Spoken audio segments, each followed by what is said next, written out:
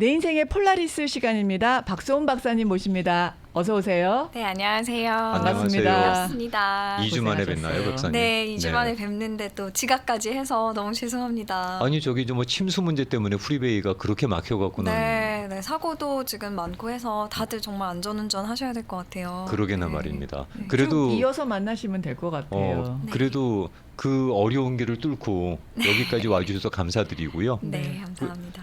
쭉 30분 집중해서 말씀해 주세요. 주변에 방해 마시고 주변에 방해 마시고는 저보고 입 다물고 있으라는 말씀 같으니까 저도 포함이요. 아이고, 네. 아닙니다. 네.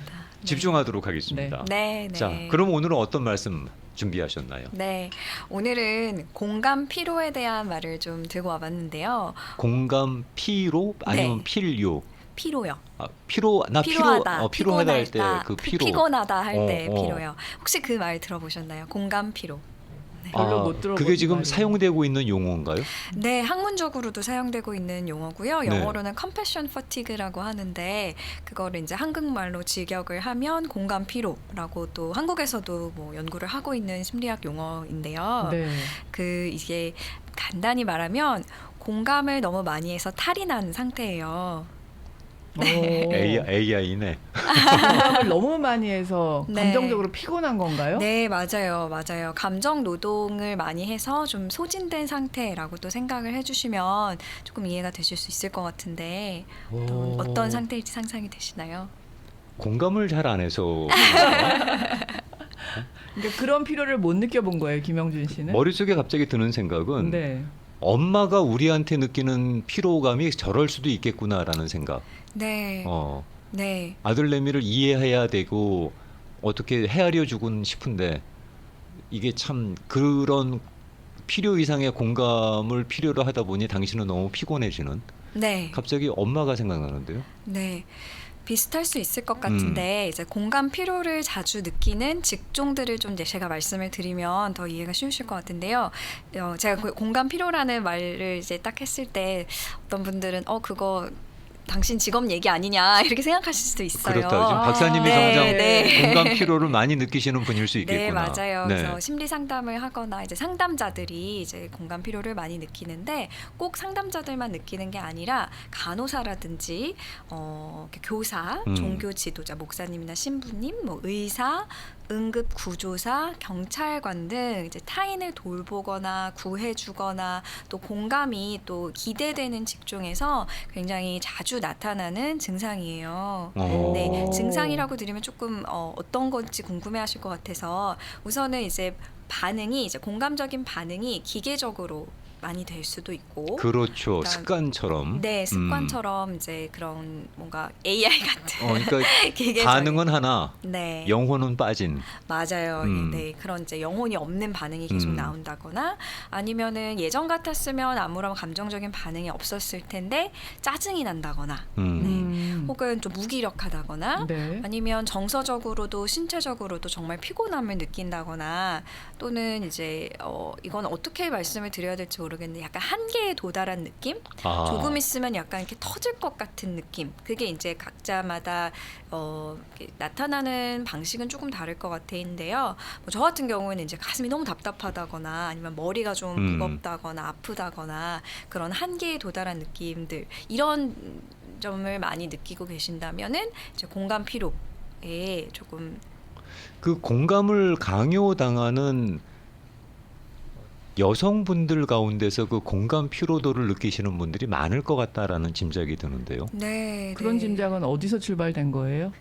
아니 뭐 이렇게 여성상이라고 할 때 되게 이렇게 순종적이고 남의 말 잘 들어주고 좀 헤아려주고 이해심 많고 배려심 깊고 뭐 그런 여성상으로 가스라이팅을 하잖아요. 네. 몰아가는 경향이 있는데 그러다 보면 자녀들한테 이해심 깊은 엄마가 되고 그다음에 배려 깊은 아내가 되기 위해서 남편이나 아이들의 눈치를 봐야 되는 그런 여성상이라 그러면은 상당히 그 공감 피로도가 높을 거다라는 짐작이 들어서 그래요. 네, 네, 그 짐작이 어느 정도 맞는 말씀이신 것 같은데 왜냐하면 이 그 사회적인 기대를 말씀을 해주셨잖아요. 네. 그런 어떤 어떤 뭐 성별에 의한 어떤 기대라든지 아니면 제가 조금 아까 말씀드린 직종을 보면은 그 직종들에 대한 기대가 어떻게 보면은 좀 남을 돌봐주고 항상 들어주고 친절하고 그런 것들이 이제 기대가 되기 때문에 그런 직종이 일수록 혹은 또 그런 기대가 많이 받는 사람들일수록 네. 좀 공감 피로를 느낄 수 있는 가능성이 높아져요.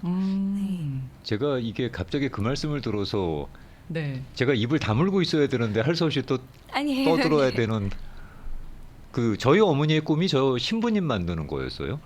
네, 그래서 저희 어머님이 저를 신학대학에 집어넣으셨어요. 그래서 철학을 공부하기 전에 신학대학을 다닌 적이 있었는데 놀라셨죠? 네. 네. 근데 아무튼 공감도가 상당히 떨어지는데 가능했던 접근이었나라는 생각이 살짝 들기도 하네요. 네, 어머니의 소원이었기 때문에 들어가긴 들어갔어요. 그러다가 이제 물론 그 학교와 과를 옮기긴 했지만 고해성사라는 게 있어요. 네. 자신의 죄를 신부님하고 이렇게 칸막이 안에 작은 방에 들어가서 내가 1년 동안 어떤 죄를 졌고 고해를 하는 거죠. 그러면 이제 신부님께서 저를 또 이렇게 또 그 다듬어 주시는 거 아니겠어요? 네. 고해성사를 하다 보면 신부님은 얼마나 많은 사람들의 잘못과 죄를 들어야 되나. 네. 그리고 저걸 그냥 들으면 안 되고 저 죄책감에 시달리고 있는 어린 양들에게 어떤 위로의 말씀을 어떤 치유의 말씀을 주셔야 된다는 부담감이 얼마나 클까. 네. 한두 명이 찾아오는 것도 아니고 네. 허구한 날 지 잘못한 것만 얘기를 들으시는 거 아니겠어요. 네. 저 같으면 제가 만약에 신부님의 자리에 우리 엄마 소원대로 신부가 돼서 앉아 있다 그러면 저는 누가 그러고 와서 잘못을 얘기하거나 죄를 얘기하면 야, 너 어떻게 그러고 인생을 사냐? 네가 그렇게 사니까 문제야. 너 같은 애는 빨리 없어져야 인류가 편해. 뭐 이러고 나올 것 같은데 신부님들은 안 그러시잖아요. 네, 안 그러시죠. 저의 존재 가치를 고해성사를 통해서 한 번 더 느끼게 해주잖아요. 네. 근데 저는 그 자신이 없어서 결국은 못했는데 저는 감당 못하겠더라고요. 네. 근데 네. 신부님들이나 목사님들 같은 경우에는 목회 활동하시는 분들은 그 공감 피로도가 어마무시할 것 있으실 같다라는 거고요. 짐작이에요. 네, 네. 근데 방금 얘기해 주신 게 바로 그 공감의 예인 것 같아요. 그럼 다행입니다. 네. 아까 공감 능력이 별로 없다고 하셨는데 네. 신부님이 얼마나 힘드실까, 목사님들이 얼마나 힘드실까라고 얘기하신 게 바로 공감인데 그렇게 네 말씀하신 대로 이렇게 좀 남의 이야기를 잘 들어줘야 되고 또 그런 것들이 또 기대되고 이런 분들이 공감 피로도가 사실 많이 높은데 저는 좀 그 공감 피로도를 느낄 수 있는 분들을 훨씬 더 이렇게 넓게 보면 어떨까 싶었어요. 그래서 각종 서비스업에 종사하시는 분들, 뭐 전화 상담원이시라든지 아니면 종업원, 네, 혹은 뭐 미용사, 혹은 또 이렇게 또 많은 청취자분들의 얘기를 들어주시는 방송인들까지도 이렇게 서비스업에 종사를 하는 직업이라고 볼 수 있다면 그 다른 사람들의 이야기를 들어주고 공감하고 감정을 돌보아주는 직종의 모든 사람들은 공감 피로에 노출될 수 있는 좀 가능성이 있을 것 같아요. 그 수치가 적지 않기 때문에 이런 단어도 있는 건가 봐요. 네, 심리학에서 네. 접근하는 거 보니까 맞습니다. 문제가 많이 되나 보죠. 이런 네. 수치가 높아지면 피로도가 높아지면 네, 그 이제 문제가 되는 정도의 수준은 아마 개인마다 다르겠지만 어떻게 보면은 뭐 직업적인 스트레스다라고 보편적으로 생각할 수도 있는 거지만 그 원인이 다른 사람들의 이야기를 들어줘야 하는 데에 있기 때문에 좀 특별하게 접근을 하는 것 같아요.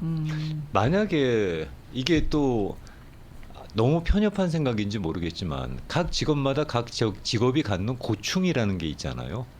네, 물론 이렇게 현장에서 직접 사람을 접해야 되는 분들은 그렇게 그 사람을 접하면서 전해야 되는 서비스라든가 공감 능력에 대한 부담 때문에 피로도가 오겠지만 또 현장이 아니더라도 다른 일을 하는 사람들은 그 직업에 맞는 고충이 또 있잖아요. 그렇죠. 근데 네, 사람을 대하지 않더라도. 그렇죠. 근데 그런 고충을 다 감안하고 그 포지셔닝을 선택을 하는 건데 네. 굳이 그것까지 우리가 서로 헤아려 줘야 될 필요가 있을까? 하는 생각이 든다 그러면 이건 앞뒤가 꽉 막힌 사람의 사고방식인가요? 근데 그 말을 실제로 방금 제가 말씀드린 직종의 분들이 굉장히 많이 스스로 느끼세요. 그래서 내가 지금 사람을 좋아해서 이 직업을 선택했는데 이건 내가 감내해야 되는 부분 아닐까? 혹은 내가 선생님인데 네. 내가 이렇게 아이들한테 짜증이 나는 게 말이 안 되지 않나? 그래서 좀 약간 소가리를 하시는 분들이 많으시더라고요. 네. 그분들이 스스로 자가 검열을 벌써 하시는구나. 네, 저는 그런 말씀을 훨씬 더 많이 들었던 것 같아요. 이렇게 어떤 피로가 있을 때 그 직업에 대해서 느끼는 어떤 회의감도 있을 수도 있고 그런 이렇게 후회가 될 수도 있고 한데 그 이면을 살펴보면 내가 지금 이렇게 사람을 좋아한다고 내가 선택한 직업인데 네. 내가 이렇게 좀 짜증이 나고 피곤하고 그러면 안 되지. 이건 내가 극복을 해야 되는 문제지 하고 약간 도움 요청을 하기를 좀 망설이시거나 꺼려하시는 분들이 많으시더라고요. 유튜브를 하시는 분들이 소통을 하기 위해서 유튜브를 한다라는 말씀들을 하시죠. 그건 인스타그램도 마찬가지일 테고 방송을 하는 저희도 소통이다라고 얘기를 하지만 소통의 긍정적인 면만 생각을 하시고 시작을 하시죠. 그리고는 네. 그 반대의 방향이 나타날 때가 있어요. 그 대표적인 게 악플이겠죠. 네. 세상의 모든 사람들이 나를 좋아할 수는 없잖아요. 한 반 좋아하면 반은 또 싫어하거든요. 재수 없다 그러고 너 하는 말투도 싫다 그러고 너 네, 생각하는 이유가 것도 없죠. 싫다 그러고 네. 그냥 무조건 싫어요. 그런데 그분들께서 그냥 가만히 있으시는 게 아니라 구체적인 행동으로 표시를 하시잖아요. 언어로, 말로, 어떤 행동으로. 근데 그런 걸 당하시게 되면 그 소통을 하기 위해서 유튜브를 하셨다는 분들이 중간에 그걸 못 견디고 그만둬요. 네. 드리고 싶은 말씀은 그 공감 피로도라는 것이 그런 것까지 염두에 두고 있으면 내가 내 본연의 일을 갖다가 원래 기획한 의지를 갖고 진행을 못하는 거 아니에요. 그런 네. 악플까지 제가 다 공감을 하려 그러면 그렇죠. 네, 네. 그냥 무시하는 게 네. 할 수 없지 그럼 내가 어떻게 100명을 다 만족시켜 이러고 가는 약간 그런 공감을 무시하는 기질도 좀 필요하지 않나요? 네. 너무 필요합니다. 되게 중요한 말씀을 해주셨는데 그 공감 피로를 좀 이렇게 해결하고 극복하는 방법 중에 하나예요. 좀 나랑 내가 모든 사람들을 만족시켜야 한다는 생각에서 벗어나는 게 굉장히 중요한데 이제 다른 사람들을 돌봐주고 성장시키고 하는 직업에서 또 엄청난 기대가 있기 때문에 스스로 내가 모든 사람들을 케어해줘야 된다, 돌봐줘야 돼. 아까 어머니 얘기도 하셨는데 비슷할 거예요. 어떻게 도움이 되어야 된다라는 생각 때문에 그런 어떤 무시해도 될 만한 넘어가도 될 만한 어떤 일이 있을 때조차도 끌고 가고 이렇게 뭔가 견뎌내고 감내하고 이런 책임감들이 워낙 큰 분들이 또 그런 직업에 많으시기 때문에 그런 것들이 훨씬 더 이제 정신적으로 많은 소진을 가져다 줄 수 있는 것 같아요. 그래서 혹시라도 누가 정말 이유 없이 싫거나 정말 재수 없어서 악플을 다시는 분들이 그런 경험이 계시다면 이런 기회에 주제넘게 드리고 싶은 말씀은 이 말씀 드리고 제가 또 돌멩이 맞을지 모르겠지만 본인께서 쓰신 악플을 무시한다고 기분 나빠하시기보다도 그 사람도 그 사람이 살기 위한 방법입니다. 그 무시가. 그러니까 너도 네가 살려고 무시하는구나라고 좀 헤아려 주시지. 네. 네가 내가 이렇게 했는데 이걸 무시하고 쌩까? 이런다고 기분 나빠하지 마세요. 선생님이 기분 나빠하시는 것은 그분도 기분 나쁠 거고. 그렇죠. 그리고 네. 그분이 그렇게 무시하는 건 그분이 살기 위한 방법입니다. 네. 그냥 살게 내버려 두세요. 네, 그 헤아려주는 마음이 이렇게 악플을 우선 다셨는데 헤아려 달라고 얘기하는 게 참 약간 어떡하라고 네, 악플을 네. 달았는데 어떻게 반응을 해달라는 건지 그러니까요. 네. 모르죠. 그거는. 네. 그러면 감정 피로에 대한 저희의 그 반응은 무시하는 방법 외에 또 다른 방법도 있겠죠. 네, 네. 있었으면 좋겠는데요. 네, 네. 그 이제 무시하고 조금 관련이 되어 있을 수 있는 것 같은데요. 그 나의 한계를 우선 정확히 이제 아는 것이 중요한 것 같아요. 아까도 제가 방금 말씀드렸지만 내가 모든 사람들을 돌봐야 되고 모든 사람들에게 친절해야 되고 내가 조금이라도 불친절했으면 자책하고 이런 상태는 사실 어떻게 보면은 나 자신의 한계에 대한 과신일 수도 있거든요. 나는 한계가 없이 모든 사람을 포용할 수 있는 네. 사람이야라고 혹시 생각하고 계신지 오늘 되게 말이 씹히네요. 다 알아들어요. 네. 알아들어요. 죄송합니다. 네. 너무 주제넘은 생각을 하는구나. 우리가 더러. 스스로에 네, 대해서. 저는 그럴 수도 있다고 네. 생각해요. 스스로에 대해서. 스스로에 네. 대해서. 네, 네. 스스로가 이제 제가 이제 상담자가 되고 싶어하는 학생들한테도 자주 하는 말인데 너무 자신을 과신해서 모든 사람들, 이렇게 상담을 찾아오는 모든 사람들한테 나는 좋은 상담자가 될 수 있다는 그 믿음을 좀 깨야 훨씬 더 마음 편하게 본연의 모습대로 자기가 하고 싶었던 일을 할 수 있다라고 메시지를 자주 전하는데 물론 제 자신한테도 하는 말이기도 하고요. 네. 꼭 이 직업뿐만이 아니라 다른 사람과 일을 하고 타인을 돌보고 또 성장을 돕는 직업이라면 이 한계를 똑바로 아는 것도 굉장히 중요한 방법일 것 같아요. 그게 조금 더 다가가기가 쉬운 방법인 것 같네요. 네. 네. 저희 방송국에서 외부에서 전화를 주시게 되면은 전화를 받는 리셉셔니스트 포지셔닝으로 활동하시는 분들 계시잖아요. 저는 그분들 존경해요. 네. 네. 현장에서 제일 전선에서 맞아요. 제일 먼저 안 좋은 소리를 듣더라도 제일 먼저 듣는 사람들이거든요. 네, 맞아요. 네. 그분께서 누구하고 통화를 해야 되는지 적합한 그 사람을 연결해 주기 전에 일단 본인이 먼저 다 들으셔야 된단 말입니다. 맞아요. 그리고 제대로 안 들으면 또 내 말 허투루 듣는다고 또 뭐라 그러시니까 네. 똑바로 들을 수밖에 없는 자리거든요. 네. 근데 그분의 말씀을 다 그렇게 공감을 해주려고 그러면 저분들은 한 1년이면 너무 확 힘드실 늙는 것 거예요. 같아. 네. 네. 네. 맞아요. 좋은 일로 전화하는 것보다 칭찬하려고 전화하는 것보다 급한 네. 일이 급해서 있으셔서 해결. 전화하시는 경우가 절대 많으셔서 좋은 일로는 아유 오늘 가령 너무 예를 들어서 좋았어요. 오늘 방송이 너무 좋았어 이런 전화는 없어요. 아주 드물죠. 이런 전화는 네. 그냥 없다고 보시면 되는 마음으로 거고 가지고 계시는 것 같고요. 그런 듣고 전화는. 뭔가 귀에 거슬리셨어. 또는 빈정 상하셨어. 그러면 아니면 전화하셔서 네, 정정해야 그냥- 될 내용이 있거나 어. 급하시거나 뭐 개놈의 이러겠네. 말을 그따위로 한대요. 제가 들어야 되는 야단인데 그걸 저분이 듣고 있는 거 아니에요? 네, 네. 저도 그 부분에 대해서 너무너무 공감을 하는 게 저도 이제 다양한 상담센터에서 이제 일을 했었기 때문에 네. 상담센터마다 이렇게 이렇게 가장 전선에서 전화를 받으시고 또 그 만내 서비스를 안내해 주시고 그런 분들이 전 늘 존경스러워요. 저도 정말 말씀하신 그대로 가장 전선에서 어떻게 보면은 이제 받아주시는 거기 때문에 그러니까요. 그런 분들은 또 늘 보면은 굉장히 친절하시더라고요. 아 나는 저렇게 못할 텐데의 상황에서조차도 굉장히 친절하셔서 저도 항상 그 존경하는 마음을 가지고 있었어서 지금 말씀해 주셔서 네, 그 부분 때문에 저도 오늘 이야기를 들고 온 것 같아요. 네. 미국 같은 경우에는 오늘 공감 피로를 들고 오신 그 박사님의 의도가 있으실 텐데 네. 그 공감 피로를 갖다가 언급하시는 이유는 뭔가요? 방금 이제 말씀하신 거랑 좀 관련이 되는데 제가 작년에 한국에 갔을 때요. 어디를 가도 너무 친절한 거예요. 사람들이 네. 어, 네. 뭐 특히 카페, 한국 사람들 친절하지. 네. 카페에서 뭐 주문을 하든 뭐 식당에서 주문을 하든 어디다 전화를 하든 모든 분들이 너무 친절하셔가지고 와 이렇게 친절했나 한국이 이 정도로 제가 생각을 했었는데 그 생각을 하면서 또 그분들의 또 노고도 이제 좀 이렇게 생각을 하면서 든 생각이 우리가 평소에 다른 사람의 친절이 그냥 주어지는 거라고 생각하지 않았으면 좋겠다라는 생각이 들어서 공감 필요라는 게 있으니까 좀 헤아려 주시는 마음으로 그분들의 노고를 알아줬으면 좋겠다라는 생각이 들어서 오늘 이야기를 좀 들고 온 거거든요. 설명해 드렸나요?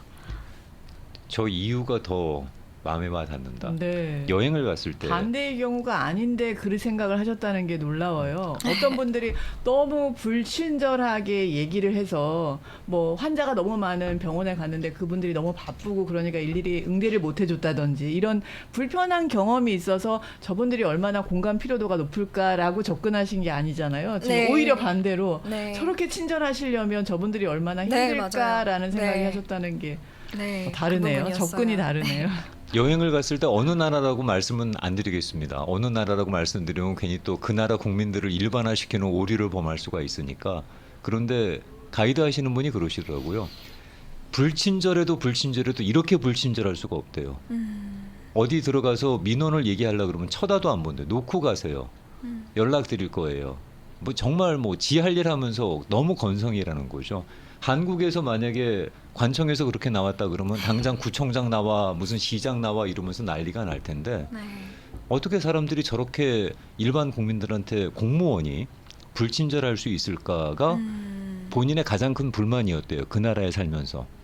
그런데 세월이 지나다 보니 어떤 생각으로 바뀌게 됐냐 하면 저게 정상이다. 아, 네. 오히려 우리는 너무 한국에서 그 사람들한테 친절을 강요했다라는 생각이 네. 들더라는 거예요. 네. 네. 저게 정상 아니냐. 어떻게 맨날 친절하고 저 사람들이 버틸 수 있을까. 네. 저 사람들이 저 자리에 앉아가고 은퇴를 하려면 음. 오히려 저게 정상 아니겠냐라고 생각이 바뀌시더라는 거예요. 네. 그래서 어디 가서 불친절함을 느끼면 그래 저 사람도 오래 저기서 일하려면 어떻게 맨날 친절하고 저 자리에서 은퇴할 수 있겠어요. 네. 못 견디는 거죠. 네, 네. 너무 크게 공감하고요. 저는 어떤 그랬으면 좋겠어요. 이제 우리 사회가 어떤 방향으로 갔으면 좋겠냐면은 어떤 불친절함을 맞닥뜨렸을 때 저 사람 왜 그래가 아니라 친절함을 받았을 때 그것이 정말 감사하고 고맙고 또 되돌려주고 싶은 그런 그래. 마음이 됐으면 어떨까 맞아. 싶어요. 네. 친절은 당연한 게 아니야. 네, 친절은 당연한 게 아니니까요. 네. 근데 그걸 너무 당연하게 생각하고 네. 니들이 당연히 손님이 왕이니까 그 유명한 네. 말 있잖아. 손님이 왕이니까. 왕이다. 네, 손님이 왜 왕이야? 돈을 내면 거기에 합당한 재화가 돌아오잖아요. 네. 네, 뭔가 익스체인지를 하는 거지 적선하는 게 아니잖아. 지금 네. 기부하는 게 아니잖아. 뭐 적선이나 기부가 그렇다고 갑이라는 건 절대 아니지만 네. 그런데 왜 자꾸 손님이 왕이라 그래요? 네. 네. 네. 나는 교환자일 뿐인데. 맞아요. 그런 인식이나 아니면 이제 어떤 관계를 늘 이제 상하, 수직 관계 혹은 갑을 관계로 정하는 그런 마음 때문에 오히려 더 그런 공감 피로를 이해하는 마음도 좀 떨어지고 다른 사람의 친절함에 대해서 감사하는 마음도 갖기 어려워지는 것 같아요. 그래서 저는 지금 말씀하신 예들이 정말 다 크게 공감이 되는데 좀 친절함을 당연하게 여기지 않는 좀 그런 사회적인 인식이 생기면 나아지지 않을까 이런 생각도 들고 네. 친절을 절대 당연한 것으로 받아들이지 말고 네, 친절을 받게 되면 감사해야 하고 그리고 거기서 그치는 것이 아니라 그 친절을 또 누군가에게 베풀 수 있는 힘이 됐으면 좋겠다는 말씀으로 이해하겠습니다. 네, 네, 정확합니다. 네. 김영준 씨한테 질문 들어왔어요. 방송하면서 다음 진행해야 하는데 혹시 청취자분들이 전화를 빨리 안 끊을 경우 시간은 제한적인데 말씀이 길어진다든지 혹은 또 지속적으로 공감하면서 네네네 하고 이렇게 반응하는 게 공감 피로도를 높이나요? 저는 아침마당 가족분들은 적어도 저한테 피로감을 느낄 정도로 괴롭히신 적이 없습니다. 네. 이건 제가 여러분들한테 잘 보이려고 드리는 말씀이 아니라 이게 제 성격 아시잖아요. 피곤하면 피곤하다 그래요. 그런데 그런 피곤함을 느껴본 적이 없어요. 다 알아서 그 전에 다 해결해 주셨던 분들이 있어요. 그래서 저는 그런 면에서는 복 받은 사람이다. 라고 안 그러면 제가 너무 성격이 더러우니까 쟤랑은 너무 오래 부딪히면 안 된다라고 생각하셔서 그런가? 근데 아무튼 저는 청취자분들께서 미리미리 알아서 해주시지 그걸로 피로감을 느낀 적은 다행히 감사하게도 없습니다. 네. 네. 또 긴 글이라서 또 읽는데 독해의 시간이 필요하네요. 아, AI였으면 빨리빨리 했을 텐데 아주 긴 글들을 또 주고 계시네요. 이 시간에 또 걸맞게. 박사님께서 주시는 말씀을 들을 때마다 네. 우리가 흔히 교과서적으로 알고 있었던 얘기 이래 네. 이래야 된다라는 네. 네. 근데 그 말씀에서 조금씩 각도를 바꿔주시는 건 정말 감사해요. 아, 네, 네. 네, 네. 너무 당연시 여겨왔던 것들이 사실은 당연한 게 아닐 수도 있다라고 시선을 틀어주시는 네, 그 접근은 늘 감사하고 신선합니다. 네, 잘 해석해 주셔서 감사합니다. 아니 항상 그렇습니다. 네. 이 얘기랑 같이 온 긴 글인지 살펴봤는데요. 네. 시간이 될까요? 아니면 마무리할까요? 1분 안에 끝낼게요. 그럼 어렵습니다. 어렵습니다.